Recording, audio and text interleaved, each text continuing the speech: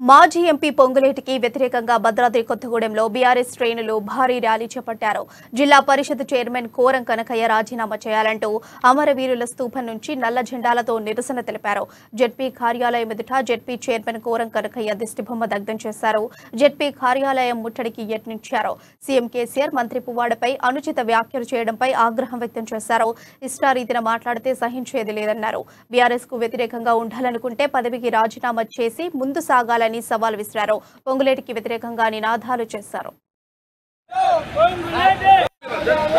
భద్రాద్రి కొత్తగూడెం జిల్లా నుంచి నేను భీమా శ్రీధర్ని, రావి రాంబాబు, బండి రాజుగౌడు, మిగతా కొంతమంది నాయకులు అందరం కలిసి కూడా ఈ రోజున ఈ యొక్క ధర్నా కార్యక్రమం చేపట్టడం కారణం, ఏదైతే జెడ్పీ చైర్మన్ గారు ఉన్నారో జెడ్పీ చైర్మన్ గారు అందరు కూడా సుపరిచితుడే. మా అందరికి కూడా అతను మంచి వ్యక్తి. అతను ఈ మధ్యలో ఎందుకు మారాడు అన్నది కూడా మాకు అర్థం అవుతలేదు. అతను స్వలాభం గురించి కూడా ఎప్పుడు చేయని వ్యక్తి ఈ యొక్క 4 నెలలు 5 నెలల నుంచి కూడా అలా మారిందంటే కూడా మేమందరం ఆశ్చర్యపోతున్నాం.